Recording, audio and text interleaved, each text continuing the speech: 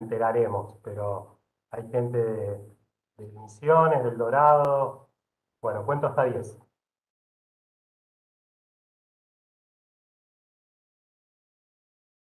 Hola, buenas tardes a todas, a todos. Muchas gracias por estar acompañándonos en este lanzamiento del ciclo. Esto era lo que no tenía que pasar, perdón.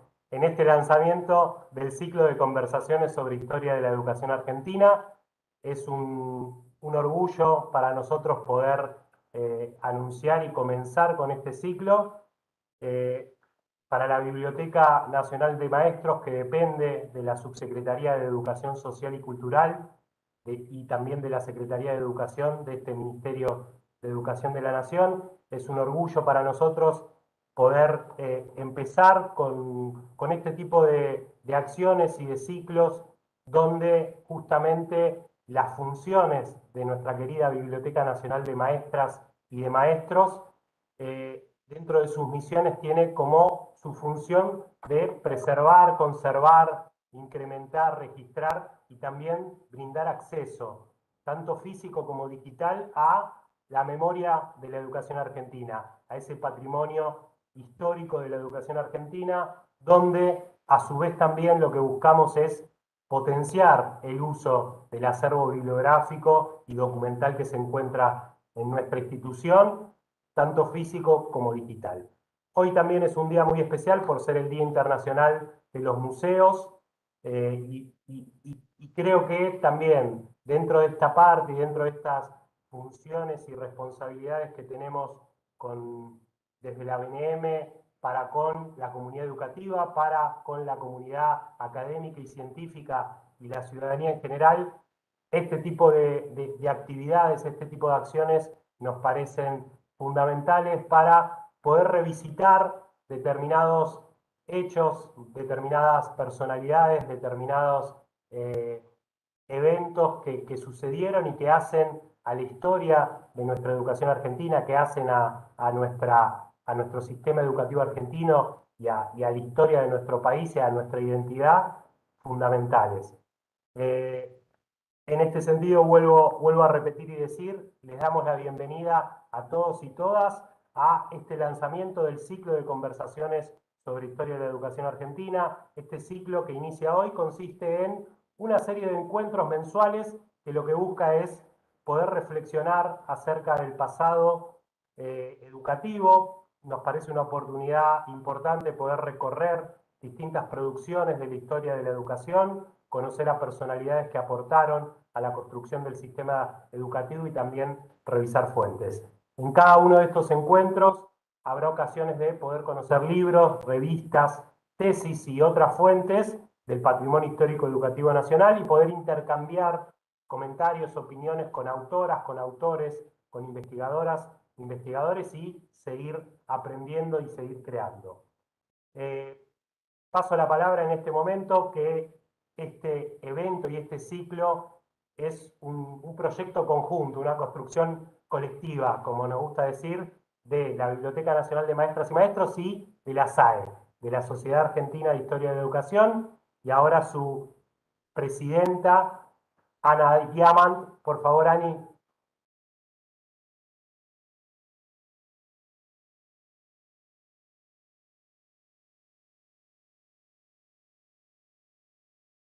La típica frase de estos momentos de pandemia es: estás muteada. Ani, ahí va. A ver ahora. Ahora, Perfecto. bueno, no es mi día con la tecnología. No, por favor, ¿cómo estás? Bien, bien, bueno, muy contenta y contentas y contentos todos los miembros de la comisión directiva de la Sociedad Argentina de Historia de la Educación. Traigo su voz con alegría, con entusiasmo y con compromiso. Una buena oportunidad para fortalecer lazos preexistentes, pero también para generar nuevos vínculos. Queremos agradecer muy especialmente al Ministerio, a la Secretaría, a la Subsecretaría y a la Biblioteca esta confianza, la convocatoria por un lado, pero fundamentalmente la confianza, y quiero destacar, porque no me parece un tema menor, no nos parece un tema menor, que para un proyecto como este se hayan alineado un organismo del Estado, una sociedad científica y un colectivo cooperativo. Me parece que hace a un conjunto que, que no sé si está bien pensar en la palabra ejemplo, modelo, pero creo que un organismo del Estado, una sociedad científica y un colectivo cooperativo son una marca de cómo vale la pena hacer las cosas. Y entonces también destacar el sentido de conversar, porque no estamos pensando en una disertación, ni en una reflexión, ni en un debate, aunque haya de todo eso. Nos convocamos para conversar. Y entonces estamos haciendo dos cosas a la vez, desafiando y aprovechando las oportunidades de la tecnología. Vamos a conversar, lo vamos a hacer, más allá de las pantallas, el muteo y todo lo demás, y rescatar esto, que un punto de encuentro es una trama, ya no solamente entre un organismo del Estado, una sociedad científica y un colectivo cooperativo, también es una trama de intercambio, de transmisión, de recuperación. Recién Fernando vos lo decías muy claramente.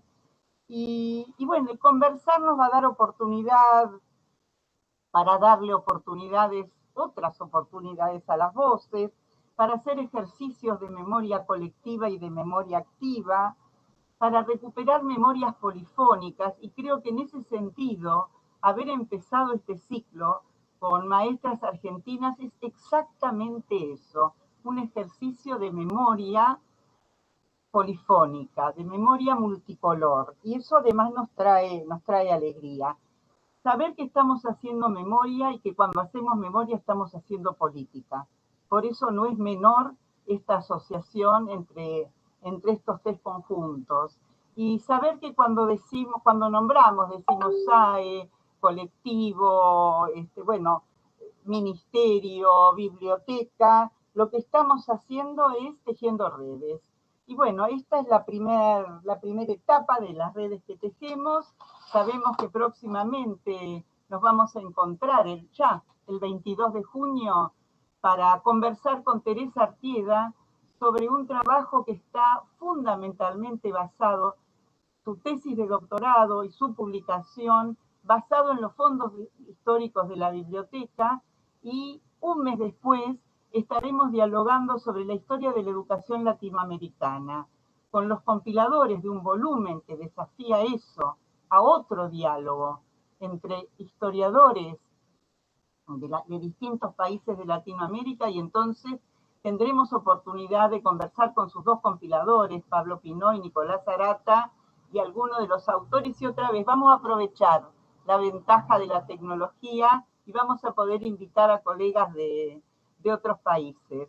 Nuevamente agradecer la confianza del Ministerio, de la Biblioteca, la confianza del colectivo Maestras Argentinas, que nos ha entregado, sentimos algo así como que nos han entregado el corazón, el libro, los textos, se han entregado ellos mismos, y por supuesto un especial agradecimiento a Nadia,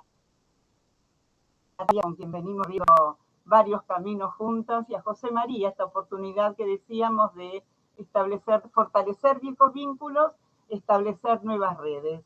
Así que si tuviéramos vino, brindaríamos por el inicio de este ciclo, pero apostemos a que algún encuentro va a ser presencial y podremos hacer un brindis. Yo brindo por este encuentro, el encuentro de instituciones, el encuentro de voluntades, el encuentro de oportunidades políticas y, por supuesto, por el ciclo. Gracias. Estamos entonces presentando este inicio del ciclo con estas historias presentes de la obra Maestras Argentinas entre mandatos y transgresiones, que es una obra recopilada por acá presentes Eduardo Mancini y Mariana Caballero, quienes convocaron autores de diversas procedencias territoriales, con diferentes perspectivas, diferentes experiencias docentes, con diferentes pertenencias académicas, institucionales y gremiales y con variadas perspectivas metodológicas e historiográficas.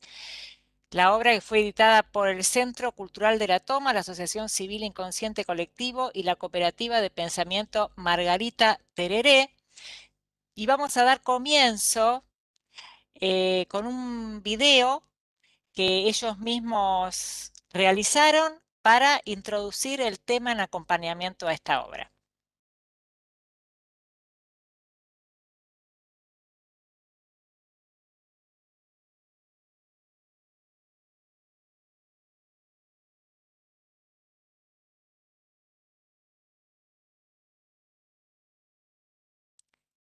No se escucha, ¿eh?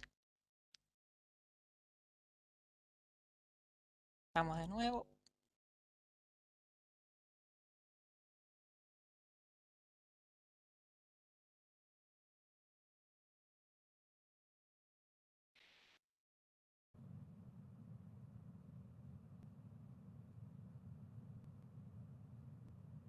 Siendo la educación una extraordinaria experiencia llevada a cabo por mujeres, en general se habla de la saga de los maestros. Para mí la educación es la fuerza civilizadora que ha permitido que el hombre se vaya liberando poco a poco de todas las esclavitudes. Y la doctora Alicia Moró de Justo deposita en este momento su voto en la urna 1053. La vida son muchas puertas abiertas, muchas posibilidades, muchos lenguajes, muchos caminos que conducen a un noble fin. Y esa forma particular, esa cosa solidaria, de pensar en el otro. Soy yo con el otro, sin el otro no soy. En nuestro país, las primeras maestras especializadas a nivel terciario fuimos nosotros, desde la Escuela Normal de Paraná. Que jugábamos con los vecinos y entre nosotros, y yo siempre era la maestra. Aquella era una indisciplina que rebotaba contra el muro que significaba un tipo de educación autoritaria y tradicional. Mis padres, como muchos otros padres, tenían una enorme fe en la lectura y creían en la educación. Y a los 19 años me fui a Misiones, a una escuelita del Monte Misionero, para ser maestra. Me tocó hablar a mí porque yo era la que los había llevado, los otros estaban presos. Entonces yo miré los paraguas y ahí me inspiré porque yo no llevaba ningún discurso preparado. Que cuando el sistema se cierra en la opresión, si no se abre un huequito de esperanza, es imposible romper el círculo. Iba tomando mucho peso cetera y bueno, y así fue también perseguida. Un niño que le llaman Juan y se llamó Pedro es una mentira enorme, le están quitando su libertad, su individualidad, su nombre. Educarse desde edades tempranas es un...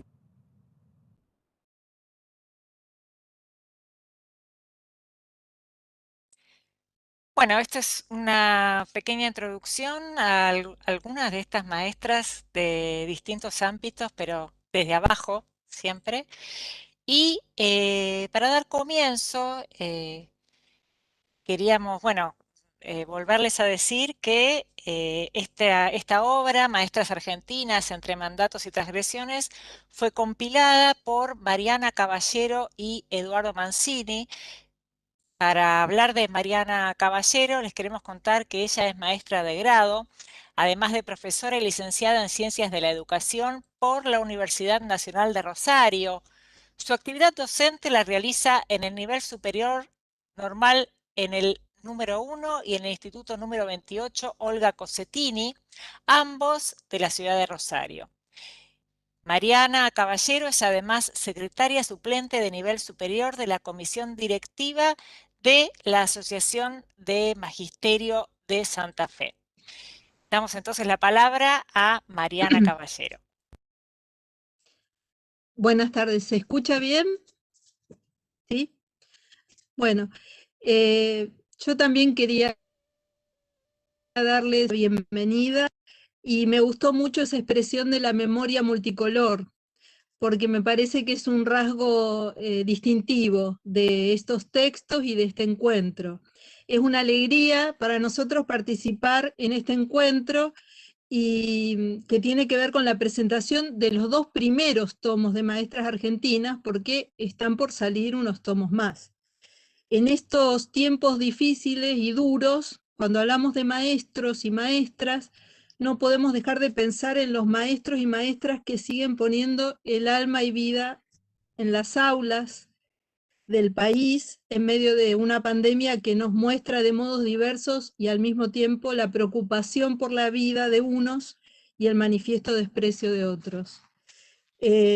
Estos textos son parte de una cita que ya no es una cita secreta, sino que es una cita abierta entre generaciones, una cita donde hay compañeros de la universidad, de los sindicatos, de las aulas, de algunos periodistas, y porque en realidad tiene que ver con lo que a veces hemos hablado con Eduardo, también llamado Lito, que hay una maestra o muchas maestras siempre en nuestras vidas, ejemplos o contraejemplos, pero lo cierto es que celebramos estas vidas en una obra colectiva en la que han escrito más de 90 autores y autoras en 103 capítulos, refiriéndose a la vida de 144 maestras. Maestras mujeres, fruto de la poderosa feminización de la mano de obra educativa en la primaria. Y cuando hablamos en el libro de estos números, de tantas y tantas maestras, hablamos de la colonia hasta nuestros días. Pero no son números fríos, estamos hablando de vidas que laten en cada página, de luchas y cambios y perseverancias, y hablamos de la vida en las escuelas, hablamos de mujeres, nos referimos a mandatos y a transgresiones. No todo mandato es repulsivo, ni toda transgresión da cuenta de transformaciones valiosas.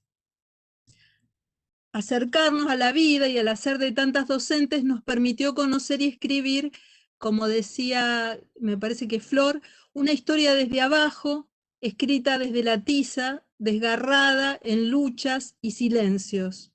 Nos pareció muy importante visibilizar estas historias, hacer de ellas parte de nuestra historia, esa sería también la propuesta, saber que la historia no empieza hoy ni con nosotros y que es bueno tener espejos para mirarnos o para romperlos. Estamos entonces en una cita que no es secreta, la cita de unas generaciones con otras. Avanzado el siglo XIX y ya en el siglo XX, aún se pretendía de nosotras, las mujeres, que supiéramos tejer, que supiéramos bordar, y nosotras, siempre curiosas, abrimos desde la escuela la puerta para ir a jugar en las aulas, avanzar hacia el espacio público, construir nuestras propias escenas, inicialmente impregnadas de un fuerte mandato. La tarea docente fue feminizada y entendida, y lo sigue siendo en numerosas ocasiones, como una extensión de las tareas del cuidado maternal. De allí las nociones de segundo hogar y de la maestra como segunda madre, la tarea docente entendida como una vocación ligada al instinto, y ligadas también las maestras a la fuerza de homogeneización en la lucha de la civilización contra la barbarie.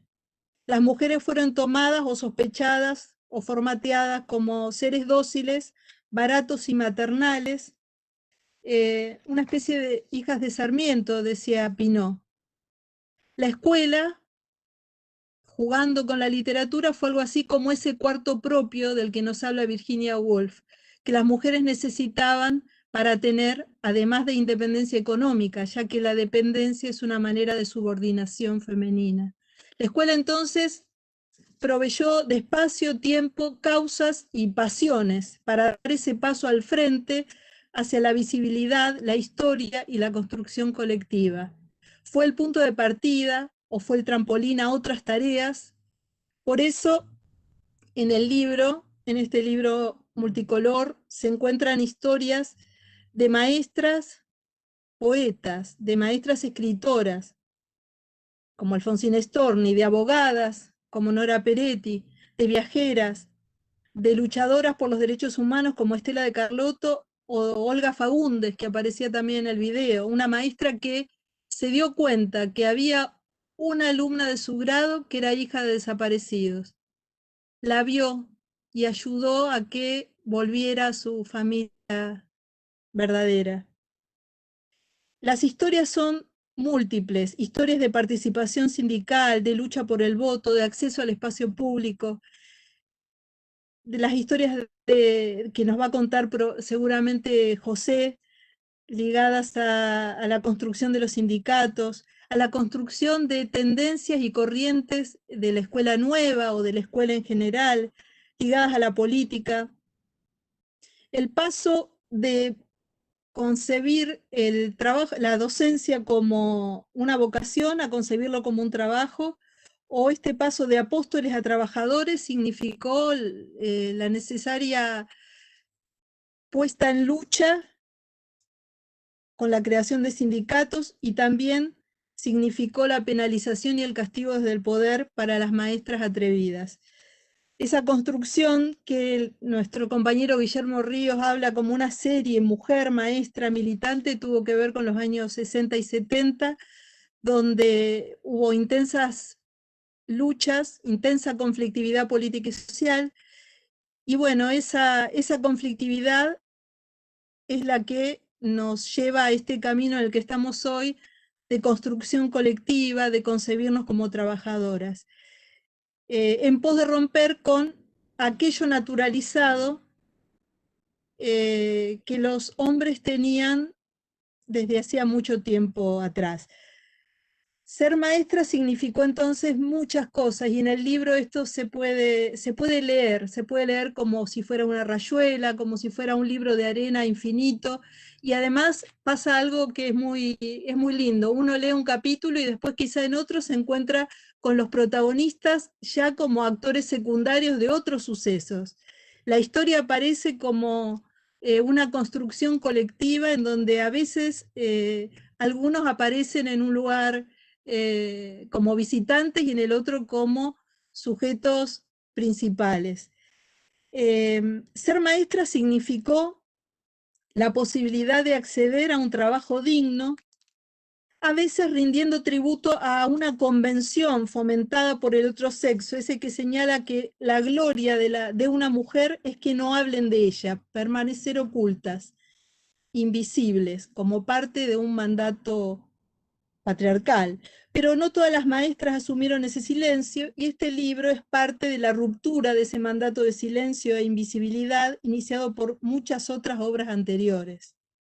Ubicadas las maestras en los procesos de reproducción social, disciplinadas para ser disciplinadoras, las maestras luchamos por mejorar nuestras condiciones, por construir nuestras vidas independientes, autónomas e igualitarias, apostando a concebirse como intérpretes, y nunca como ejecutores ciegas de las políticas. La vida de las maestras como colectivo es una apasionante historia de luchas, de contradicciones, en ese camino que también supo expresar Álvaro García Liñera.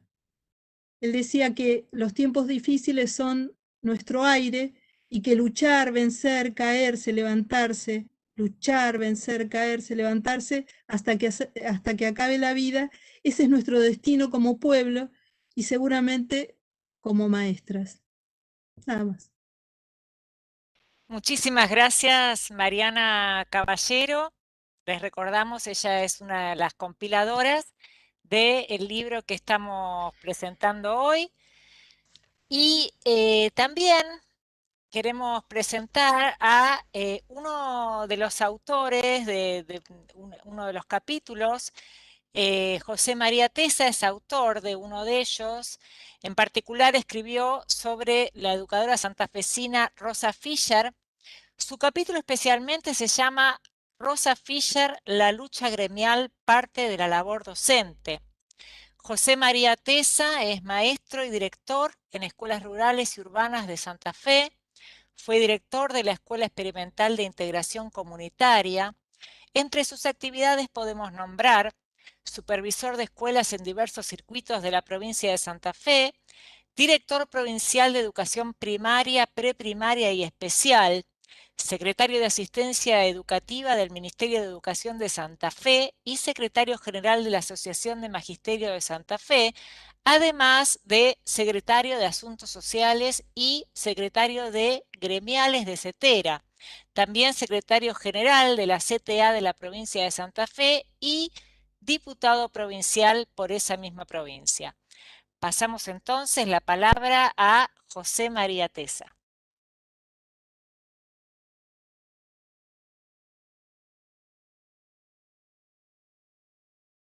Está silenciado. Estás muteado. Muteado. Decía, buenas tardes, mucho gusto estar con ustedes. Cuando pensamos realmente en las maestras de nuestra provincia, pensamos en maestras que además de tener maestras, maestros, maestres, de tener un alto nivel desde el punto de vista pedagógico, han tenido un alto compromiso político y sindical. Muchas de ellas, Leticia, Olga, Cosettini, Rosa Siperovic, Rosa Fischer, gente con un gran compromiso político, social y pedagógico. Y pensándola en términos de sindicalistas, porque muchas de ellas lo fueron y fuertemente, como Rosa Fischer, hay que pensar en cómo nosotros, de alguna manera, en el trabajo sindical, llevamos desde lo reivindicativo, que sería de alguna manera una de las funciones del sindicato, hacia un contenido más pedagógico, es decir, como que lo reivindicativo tiene que estar permanentemente ligado a lo que es pedagógico. Así lo concebimos en la provincia de Santa Fe, así lo concibieron nuestras maestras, nuestras madres de alguna manera en el término sindical. Ellas decían, no se puede ser buen sindicalista si no ser buen maestro. Pero bueno, este contenido reivindicativo y político y sindical nace con la CETERA. Mejor dicho, en todo el proceso de construcción de la CETERA hay un fuerte contenido ideológico, político, pedagógico. Es decir, tanto el acuerdo de nucleamientos docentes como la CUTE, que dan en la unidad de ambos se da lugar a la CETERA, plantea una serie de cuestiones que son para reivindicar. Es decir, bueno, hay una primera reunión, congreso de Huerta Grande, que define la declaración de principio de la CETERA en agosto del 73, y allí lo que se plantea es tanto la cuestión reivindicativa, en términos de lo salarial, las condiciones laborales, asistenciales, culturales y demás, pero también la participación de los docentes como un factor fundamental de cambio en el sentido de la liberación nacional, del sentido de la liberación popular, en el sentido hasta de la liberación personal de nuestros alumnos. Esto implicó fuertísimas discusiones ideológicas. No todos estaban de acuerdo con las cosas que se planteaban. La CUTE tenía un planteo y el Acuerdo Nacional de Agrupaciones Docentes tenía otro. En una estaba Requena, Carlos de la Torre, en otro estaba Alfredo Brado, en otro estaba Adán Silvia y Marina Vilte. Bueno, esto fue toda una discusión que también tiene dos capítulos importantes. Uno de ellos es la discusión sobre si éramos trabajadores o si éramos profesionales. Acá había una fuerte corriente, sobre todo de la CUTE, donde se planteaba que nosotros no solo éramos trabajadores, teníamos que considerarnos clase de trabajadores, teníamos que participar de la CGT y que teníamos que desarrollar nuestra tarea sindical y nuestra tarea pedagógica en el seno del pueblo, al servicio de este planteo de liberación nacional y social que venía conjuntamente con el tiempo. Nosotros estamos hablando, cuando hablamos de la construcción de la CETERA, del año 73, un periodo de fuerte alza de las luchas en la República Argentina, donde todos creíamos que la liberación nacional y popular estaba a la vuelta de la esquina. Lamentablemente no fue así, pero lo soñamos fuertemente, nos costó 30.000 compañeros desaparecidos. Nosotros pensamos que, bueno, esto de la CETERA, de plantear la trascendencia del docente más allá de la transmisión de contenidos hacia su situación como factor en el proceso de liberación nacional, me parece particularmente importante. De cualquier manera, nosotros cuando planteamos lo reivindicativo también estamos planteando la necesidad de que se generen a partir de ahí algunas políticas públicas en las que nosotros queremos participar, tanto en el diseño como en la implementación, porque sería absolutamente importante que pudiéramos sintetizar y teorizar sobre las prácticas docentes elementos que formen o que ayuden a la formación de nuestros alumnos en general. Hablando particularmente de Rosita Fischer, fue una maestra formada en Rafaela. Rafaela es una ciudad relativamente pequeña de la provincia de Santa Fe, donde hay una escuela normal, donde se formó toda la gente de esa zona. Rosita, ella, tanto Rosita Fischer como Rosita Siperovich, se formaron en esta escuela. En la escuela que dirigía Amanda Arias, otra gran maestra santafesina, ¿no? Y era regente Olga Cosettini. Ellos se formaron los principios de la escuela nueva. Esto les dio una impronta de allí para adelante muy clara en cuanto a la concepción pedagógica que debían tener. Ahí, luego de abandonar Rafaela, Olga y Leticia van a Rosario y desarrollan la escuela Serena en la escuela Carrasco del barrio Alberdi de la ciudad de Rosario. Pero Rosita pertenecía a una familia de trabajadores ferroviarios. Ella nació en San Cristóbal, un pueblo eminentemente ferroviario, y también en su formación, más allá de lo pedagógico, se nutrió de este pueblo absolutamente proletario y de alguna manera con conciencia de clase. Esto también era un planteo que tenía que ver con lo que decían los muchachos en la conformación de la CETERA. Es decir, nosotros decíamos, si somos trabajadores tenemos que estar en la CGT y tenemos que tener conciencia de clase. Bueno, decía de Rosita que, Rosita fue una persona muy comprometida, tanto en lo sindical como en lo político. En lo sindical participó de la Comisión Pro Mejoras del Magisterio de Santa Fe, fue presidenta en el momento de la huelga tal vez más eficaz que llevaron adelante los maestros de Santa Fe, que fue la huelga de 1957, donde se lograron, las conquistas que se plantearon se lograron todas, pero además con un trabajo desarrollado por Rosita desde abajo hacia arriba. Es decir, Rosita decía, vamos a salir con un gramófono, ¿no? Por los barrios, a charlar con la gente para que se integre a apoyar la huelga docente. Y así salían por los barrios con un camioncito a hablar con la gente, donde ella dice, ahí entendí que podía hacer política, porque en realidad me comunicaba bien con la gente. Bueno, esto fue en el año 57, pero Rosita además, por su gran compromiso político, social, sindical, fue dejada cesante 5 veces. Una vez en el año 44 por oponerse a la implementación de la educación religiosa en la escuela y defendiendo la escuela laica. Junto con otros 21 compañeros, donde se sostuvieron como pudieron a través de la solidaridad de clase, porque no hay otra manera de calificar esto, es decir, cada uno contribuía a que todos pudieran sostenerse, editar una revista en este sentido y demás. Luego fue dejada cesante en el año 50, yo digo, ahí me parece que ahí hubo un desencuentro realmente lamentable entre sectores del sindicalismo de izquierda y lo que era la línea nacional y popular, ¿no?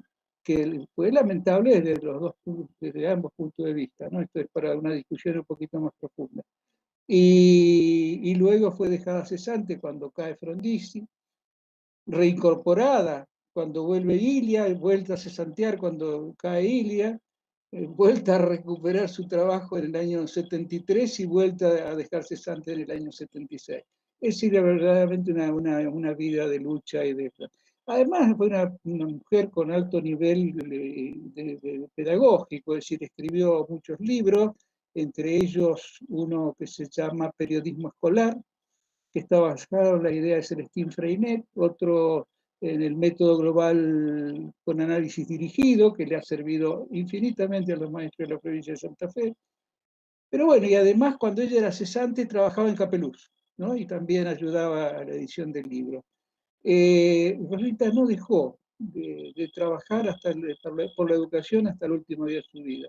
Hasta el año 2002 participó en la Asociación Amigos de la UNESCO, y luego en una central, digamos, de un centro de investigación y de evaluación pedagógica que lo llevó hasta el final de sus días. En el año 2009, a instancias nuestras, se le hizo un homenaje en la Cámara de Diputados de la provincia de Santa Fe. Ahí Rosa arrancó su discurso diciendo que no estaba acostumbrada a que la acaricien en esos ámbitos oficiales, sino muy bien a que la castigaran. Pero dijo también que no era la escuela responsable de los problemas sociales, sino que las dificultades tenían que ver con la política más que con la escuela, ¿no? Y yo quiero decir, ya para cerrar, le leería puntualmente lo que dijo ella cuando agradeció el homenaje. Ella dice: le agradezco esta alegría que me dan tan cerca del otro mundo, de la eternidad, en la que no sé qué papel voy a representar, pero me gustaría estar defendiendo la educación junto a los maestros fuertes y valientes. ¿No? Creo que esto habla de una persona absolutamente comprometida con la educación, con la vida, con la política, con el sindicato, que ha dejado realmente un legado muy importante para todos nosotros. Rosita murió en el año 2010 con 94 años de vida. Muchas gracias, José María Tesa. Muy interesante sobre Rosa Fischer. Y ahora vamos a dar la palabra, previamente contando quién es, a otra de las autoras de otro de los capítulos.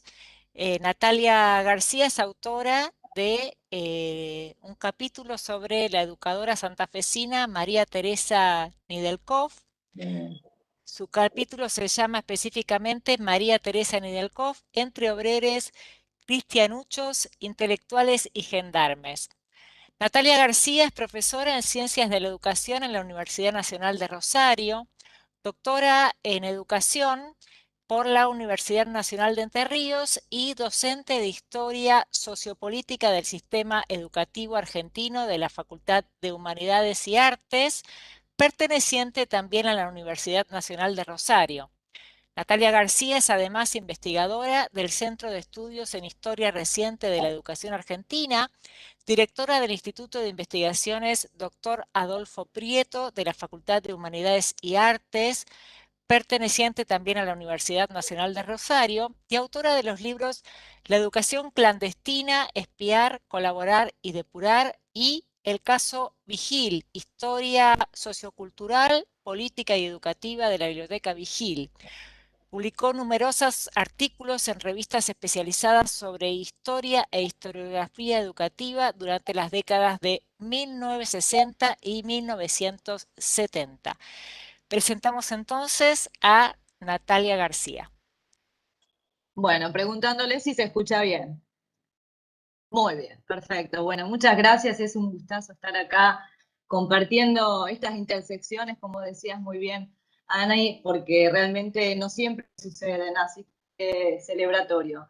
El agradecimiento y contarles a quienes nos ven, nos escuchan, que historias como la de Rosa Fischer están en el libro, e historias como la de esta, la de María Teresa Nidelkoff, que me tocó contar y relatar, una docente santafesina. Hoy estamos el litoral copando un poco, pero sepan que hay muchas historias de todos lados, ¿no? En Federal realmente los textos que van a encontrar también, pero en este caso María Teresa, a quien traigo como autora de un icónico libro titulado ¿Maestro Pueblo o Maestro Gendarme? Vaya pregunta que interpelaba a la docencia en los años 70. Y este libro se publica por primera vez en 1974, lo publica el sello editorial Biblioteca, de la Biblioteca Vigil de Rosario, precisamente. Al año siguiente tienen que volver a editarlo con una tirada de 5.000 ejemplares, que eran las tiradas de aquellos años, muy distinta ahora, porque realmente tiene una recepción enorme en toda la docencia precisamente del litoral, y así continuó hasta que llegó la última dictadura cívico-militar, y también llegó la intervención cívico-militar sobre la Biblioteca Vigil, que hoy, precisamente hoy en día, es un sitio de memoria del terrorismo de Estado.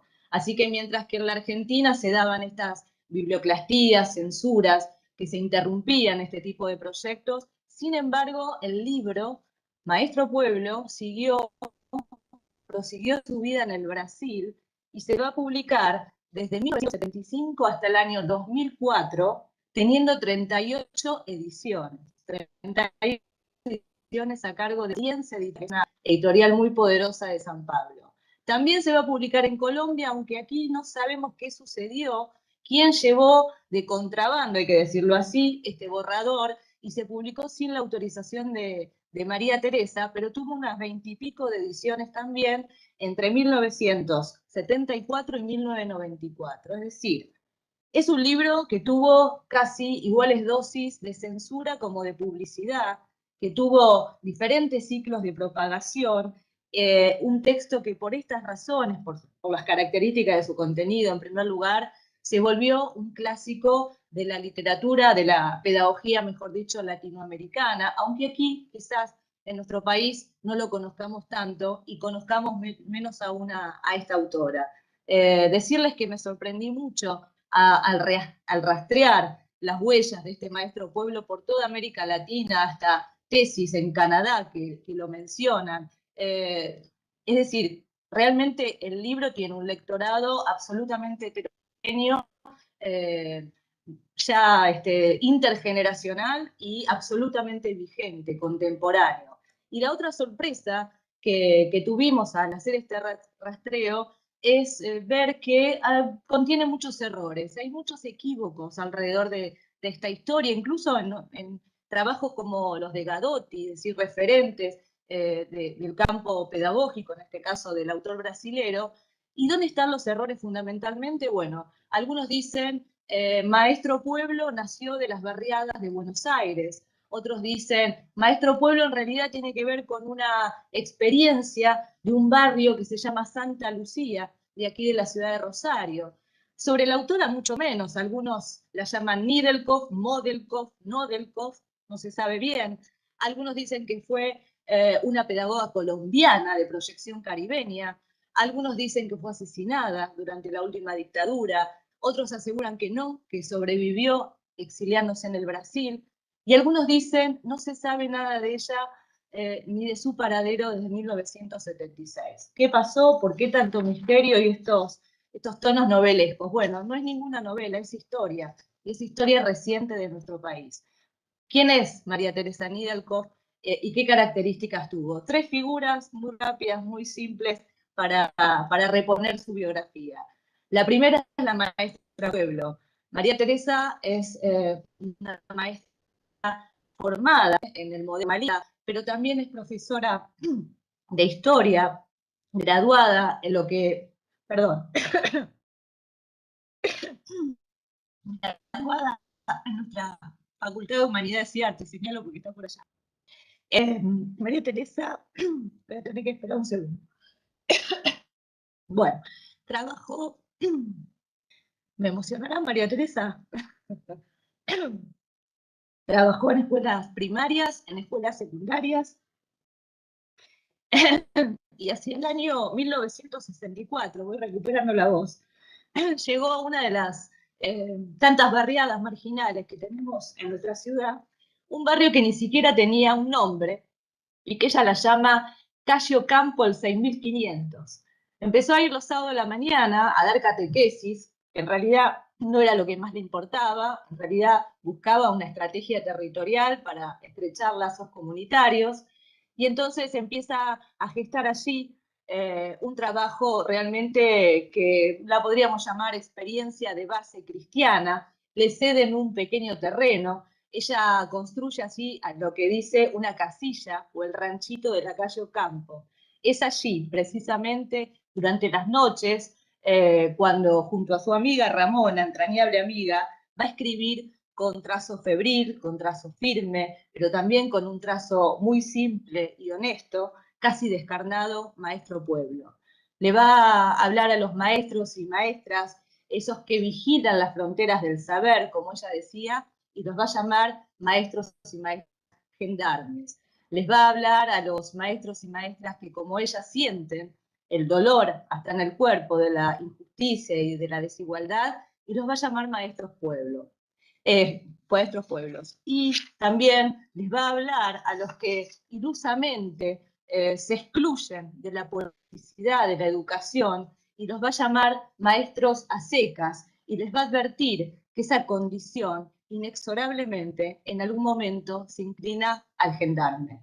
También la maestra trabajadora de la educación, ligada aquí a la historia de Rosa Fischer, ella también será parte de esas huelgas, esas luchas del magisterio, adhiriendo, tomando una posición, sobre todo la de 1957, de la cual también recibirá sanciones y exoneraciones, y toda esa huella que claramente va derramando al texto, aparece con mucha claridad en Maestro Pueblo, donde ya deja todo el ropaje apostólico, meramente profesionalista, y se asume como trabajadora de la educación.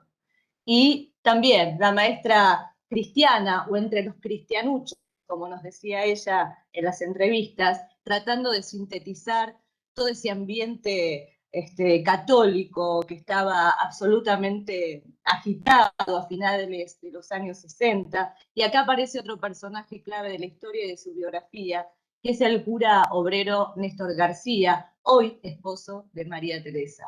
Néstor García llegó, como muchos otros curas obreros, a Rosario, empezó a trabajar en fábricas, en barriadas como las que estaba María Teresa, siguió haciéndolo hasta que las tensiones con la jerarquía eclesial ya derivaron en suspensiones, en detenciones, y sabemos, y arrancamos los primeros años 70, de la radicalización ideológica y sobre todo de la violencia política, que en el caso de Néstor García termina incluso en una verdadera cacería, la misma noche del 24 de marzo de 1976, cuando entonces Néstor va a ser detenido, llevado ilegalmente al Servicio de Informaciones, que es aquí el centro clandestino de detención y tortura más importante de aquí, de Rosario y de toda la región. El mismo lugar al que serán llevados, bueno, aquellos que editaron su libro por primera vez de la vigilia. Aquí cabe recordar al querido Raúl Frutos, porque sufriendo los interrogatorios que sabemos sucedían en esos oscuros sótanos, le preguntaban por un libro llamado Maestro Pueblo o Maestro Gendarme, y le preguntaban por qué lo habían editado. También habría que hablar de la figura de la maestra intelectual, pero estoy segura que a ella no le gusta mucho esto. Se reconoce del barro y de las escuelas y no de los discursos y las teorías, pero no quiero dejar de señalar su enorme y su profunda, su sólida formación académica, que también la distingue. Así tenemos la maestra Pueblo, la trabajadora de la educación, la maestra cristiana de base, la maestra intelectual, que se juntan en su propia biografía, que impregnan la obra que recorrió toda América Latina. Ahora, ¿por qué? Para cerrar, ¿por qué esta confusión? ¿Por qué estos datos que no quedan claros? ¿Por qué la confusión del lectorado? La primera explicación tiene que ver con lo siguiente. Cuando se publica Maestro Pueblo en 1974, ya María Teresa no estaba en la calle Ocampo porque por razones de seguridad se había ido de allí, estaba trabajando entonces sí en el barrio Santa Lucía, donde a todos les quedó la idea de que de ahí nacía este libro. Le voy a pedir a quien esté en los comandos que mande una imagen que me va a ayudar a explicar estas razones. Y el libro ya estaba entonces escrito, estaba en prensa, solo faltaba sacar una foto que hiciera la portada de este libro, y hasta el barrio Santa Lucía llegó entonces un prestigioso fotógrafo de aquí de Rosario, Norberto Puzzolo, y la va a encontrar allí y la va a retratar como la vemos, recostada sobre la puerta de entrada, con la mirada perdida entre los niños y niñas que jugaban.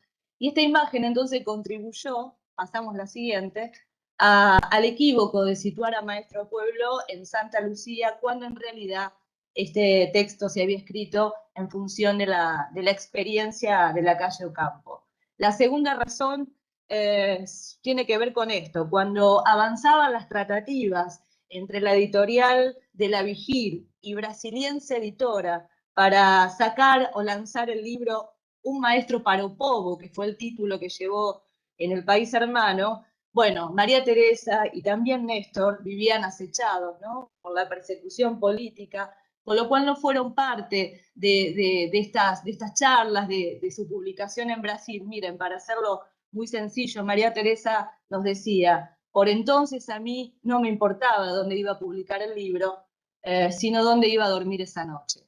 Entonces sucedió que cuando por unas razones casi milagrosas liberaron a Néstor de su cautiverio, ellos rápidamente, en 1976, marcharon al exilio, se fueron a Madrid, donde viven hoy hasta estos días. Esto que pasó con el libro, derramándose por toda América Latina, las reediciones que tuvo, el caso de Colombia, de todo eso supo María Teresa muchísimos años después, incluso sorprendiéndose hasta hoy con lo que pasa. Esta es una de las tantas historias que van a encontrar en estos maravillosos tomos. Y pido perdón, no sé qué pasó con esta voz que se fue. Habrá sido la emoción, Natalia, como dijiste vos, Quizá. y muy emotivo también todo lo que estuviste contando, muy enriquecedor y fructífero. Y queríamos en este momento mostrarles también otro video que produjo este colectivo de otras maestras.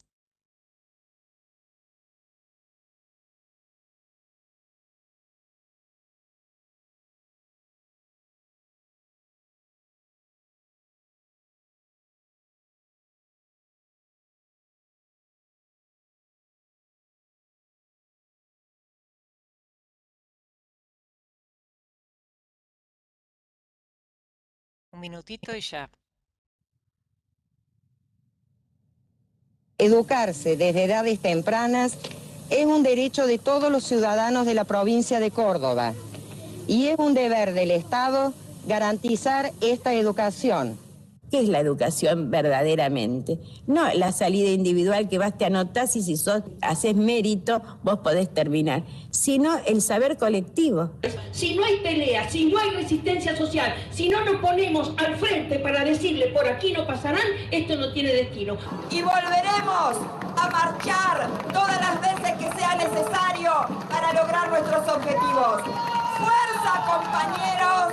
No somos mejores ni peores que ningún otro trabajador, pero nuestro trabajo se sostiene en la esperanza.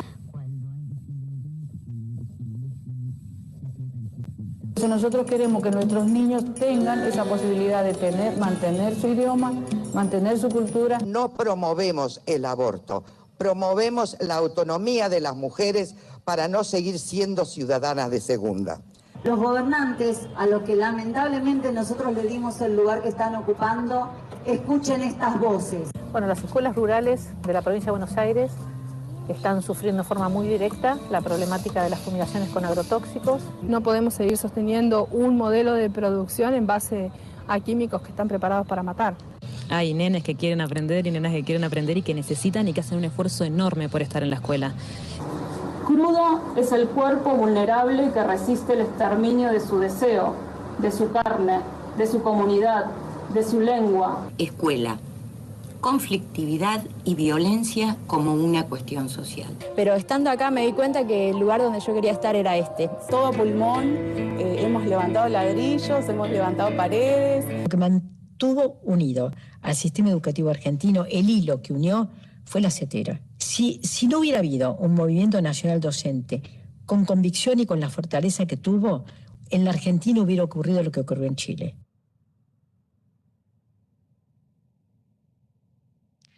Gracias también a este colectivo que armó estos libros, y como continuación de esta presentación que estamos haciendo del libro Maestras Argentinas entre mandatos y transgresiones, les recordamos que ya habló una de las compiladoras de esta obra, que es Mariana Caballero, y Eduardo Mancini es el otro compilador de este libro que recién nombramos. Él es maestro de música y profesor de portugués en escuelas de nivel primario y secundario de la ciudad de Rosario. Es responsable además de la editorial del Centro Cultural La Toma Ediciones. Con ustedes, Eduardo Mancini. Buenas tardes. ¿Se escucha? ¿Se me escucha? Sí, perfecto, clarísimo, Eduardo. Bueno, quiero agradecer a la biblioteca y a la SAE. Es un honor para nosotros estar en esta presentación con ustedes, no solamente por la presentación. La Biblioteca Nacional de Maestras y Maestros y el material de la SAE, junto con otras obras magníficas, como por ejemplo la enorme obra de Adriana Puigros, y de tantos otros autores, Pinó, Arata, Cucuza, Tedesco, que fueron para nosotros, durante años fueron la fuente de la que nos nutrimos para saber de la historia de nuestra educación y de nuestras maestras y maestros, y para la confección de estos libros también fue fundamental. Entonces es doble el agradecimiento. Y también quiero hacer un homenaje a una compañera, Marina Tutor, que acaba de fallecer en estos días después de una larga enfermedad. Marina Tutor fue autora del libro. Nosotros empezamos con la idea de estos libros en Rosario, pero de entrada dijimos tiene que ser una obra nacional y lo más federal posible, convocar autores de todas las provincias, y Marina Tutor fue una de las primeras que se sumó. Fue autora de un capítulo y fue la que nos abrió las puertas en Córdoba, en la ciudad y en la provincia de Córdoba. Y no es solamente una autora o cualquier autora. Marina Tutor fue protagonista también de una de las historias que fue una lucha pionera contra el neoliberalismo a principios de los 90, contra el intento de cierre de los jardines de 4 años, y eso duró toda una vida porque dio pie a la construcción de un colectivo, el Colectivo de Educación Inicial de Córdoba, y a una red que se sigue armando en todo el país. Entonces, este homenaje es muy oportuno porque de alguna manera esa es la huella que dejó Marina y por ahí pensamos seguir transitando. Dicho esto, quería referirme a un par de aspectos del libro, un poco a las maestras que se tratan en los capítulos, dar un pantallazo más general y después a la autoría, al colectivo que participó en escribir el libro y en ilustrarlo. Con respecto a los personajes, nosotros siempre decimos que es una saga general de las maestras, pero hay como sagas particulares en el medio. Por ejemplo, todo lo que tiene que ver con luchas para superar los mandatos patriarcales, que un poco apuntó Mariana a eso. Otros capítulos van por el lado de las luchas de organización como trabajadores, que es lo que tocaba José María, en parte. Otras luchas tienen que ver con el perfil pedagógico, con cómo se entiende la educación, cómo se asume el rol docente, y también después deriva esas luchas muchas veces en persecuciones, como fue particularmente en la última dictadura militar, y a eso se refirió Natalia. Y hay otras sagas, y hay una que me interesa destacar, que es la de la inclusión, podríamos decir, de las infancias o la diversidad. ¿Por qué? Porque nuestro sistema educativo parte de una ley, la 1420, que es muy progresiva, porque plantea la educación para todas las infancias, pero con límites, con contradicciones, porque los legisladores que levantaron la mano para aprobar ese que habilitaban que los niños del Chaco, de los pueblos indígenas del Chaco, fueran a trabajar a los ingenios del noroeste, o que repartían entre las familias como personal doméstico a los niños y las niñas mapuches después de la llamada conquista del desierto. Entonces, ese educación para todos se dio limitado por una concepción hegemónica, blanca, europea, donde muchas diversidades no entraban. Y en el libro se va descubriendo cómo fue fundamental la acción de muchas maestras para ampliar y llegar a esa verdadera inclusión. Por ejemplo, a principios del siglo XX, donde era un hecho notorio las infancias pobres, marginadas, los llamados niños de la calle, que muchas veces encubría en realidad trabajo infantil, y ahí fue fundamental, y en el libro están reflejadas las historias, por ejemplo, de la Rosalina Juana Blanco y sus escuelas de oficio, socialistas como Pascual Acueto o Fenia Cherkov, que hicieron sus bibliotecas y recreos infantiles, anarquistas como Aide Maciel, con su escuela al aire libre en el Parque Independencia. Más tarde, durante el peronismo, las maestras que atendieron los hogares escuelas, que dieron impulso a la educación hospitalaria y la educación domiciliaria. Todas las maestras rurales, de lugares también muy sufridos y muy abandonados por el Estado. Por ejemplo, Ángela Pelarta Pino, nosotros le llamamos la maestra Caracol, que iba con su salón de clase, su aula instalada en un vagón de tren, siguiendo la ruta de los niños y niñas que eran hijos de los obreros de la forestal, que por su trabajo se iban desplazando de localidad por el norte de Santa Fe. Maestras como Liliana Scabuso, que cruzaba toda su carrera, 20 y pico de años, cruzaba desde Rosario hasta la isla, cruzando el Paraná, ya en territorio entrerriano para ir a dar clases. Maestras como la maestra Cañas, que se fue hasta las Islas Malvinas en un momento en que se pudo ir a dar clases ahí. Las que están en el territorio antártico, que también son parte de la Argentina. Maestras como Ana Zabaloy y Mariela Leiva, que protegen a sus alumnos de las escuelas rurales frente a la fumigación que inescrupulosamente hacen las empresas. En esta saga de la inclusión están muchas maestras que incorporaron a las infancias con discapacidades, desde Carolina Tobar García hasta Elina Tejerina, y también las que incorporaron a aquellos que al principio estaban excluidos, que es la primera infancia, desde Rosario Vera Peñalosa hasta, por ejemplo, las compañeras que mencionaba al principio del colectivo de educación inicial que defendieron la permanencia de los jardines de 4. En esta saga de incluir a las diversidades también tenemos que mencionar, ya acercándonos en el tiempo, ya pensando en los 70, a maestras como Elsa Palavicini de Neuquén, o las muy jóvenes maestras recién recibidas que iban a alfabetizar a los barrios y a las villas en la campaña Crear, en el año 73, maestras como Amanda Toubes y Noemí Fiorito, que llevaron a los profesionales de la universidad a la isla Maciel para alfabetizar niños y no tan niños, como Norma Morelo, alfabetizadora en las ligas agrarias del litoral, y ya muy cerca de la actualidad, nuevos sectores que podríamos llamarle, como diría Scalabrini, subsuelos de la patria que todavía persistían o persisten y que se van incorporando. Y ahí podemos mencionar, pensando en los capítulos que hay en el libro, a las maestras y maestros que organizaron coros y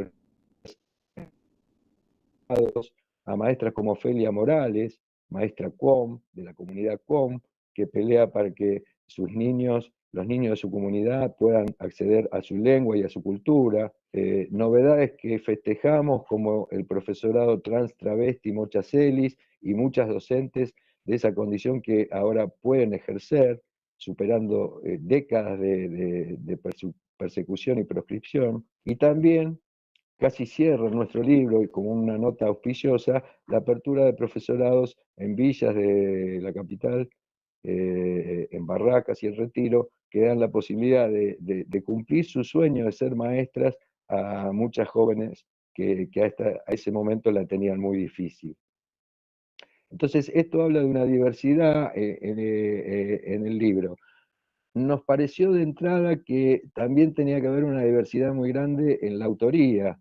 Tenía que ser un colectivo, pero además diverso. Entonces, ese núcleo que empezó en Rosario y se extendió por el resto del país, hay un sector muy, muy importante de profesoras, académicos, investigadores, investigadoras que tienen una trayectoria de investigación, muchos de ellos con obras publicadas, pero a eso se han sumado personas de otras disciplinas, como la historia, la antropología, la sociología, las ciencias políticas, varios periodistas que tienen una trayectoria muy larga, muy importante, cubriendo temas educativos, o de género, o de derechos humanos, destacadas y destacados referentes de luchas y procesos de organización sindical de magisterio, y también, y con esto cierro, maestras, simples maestras de grado, en algunos casos que abordaron por primera vez el desafío de escribir, ellas investigando y otras volcando sus propias experiencias que vivieron o que conocieron de cerca, como por ejemplo ver el papel de la escuela y de las maestras durante las inundaciones, cuando la escuela se convertía en un refugio para toda la comunidad, o experiencias de trabajo en cárceles y en contextos de encierro. Es decir, un panorama amplísimo en cuanto a las maestras, un panorama amplísimo en cuanto a los autores, que, para terminar, digo, anuncio, se va a continuar en 2 nuevos tomos, donde, por suerte, y estamos muy contentos de eso, incorporamos muchos nuevos autores de más provincias del país, va a ser todavía más federal, y va a continuar con estas sagas que yo señalaba y agregar algunas nuevas. Por ejemplo, va a haber varios capítulos abordando procesos de intercambios entre maestras y maestros de Argentina y de los países vecinos. Va a haber un cambio fundamental, que es que ahora le damos entrada a los varones, o sea, después de haber afirmado, como corresponde en la docencia primaria, el papel central de las mujeres, ahora en estos nuevos tomos sí entran también los maestros varones. Y por último, también va a tener como novedad esta nueva parte de la obra, otro tipo, algunos textos con otro tipo de registro más literario, de crónica, más personales, reflejando experiencias de la escuela primaria. Así que, bueno, esto es todo. Reitero el agradecimiento. Vuelvo a decir que es un honor inaugurar este ciclo, que espero que continúe con tantos nuevos aportes que se están haciendo a la historia de la educación. Gracias a todos. Muchas gracias, muchísimas gracias, Eduardo Mancini. Muy diverso y con muchas ganas ya de acceder a estos otros 2 volúmenes. Y muchas gracias a todas y a todos. Y damos la palabra al director de la Biblioteca Nacional de Maestras y Maestros, Fernando López. Bueno, muchas gracias, Flor. Quería también saludarte a vos, Florencia, a Luz Coronel, a Marta, por todo el trabajo y lo bien y lo lindo que salió este primer ciclo. Agradecerles mucho, comentarles que por ahí no lo estuvieron viendo porque estaban concentrados en esta charla, pero siguieron el evento por nuestro canal de YouTube, más de 160 personas de todo el país. Después les vamos a pasar el link para que vean los lindos comentarios, la emoción que transmitieron cuando fueron evocando a estas educadoras y a distintos momentos de nuestra historia de la educación argentina. Así que agradecerles mucho, principalmente a toda la SAE, a su presidenta y a toda la comisión directiva. Te agradezco en nombre de ellos, Ani, así que muchísimas gracias. Los esperamos, sí, el próximo 22 de junio, ¿sí? Que es el siguiente encuentro, que se llama La alteridad indígena en los libros de lectura de Argentina, desde 1885 a 1940, donde ahí vamos también a poder contar con la presencia de Teresa Artieda, pudiendo conversar sobre estos temas.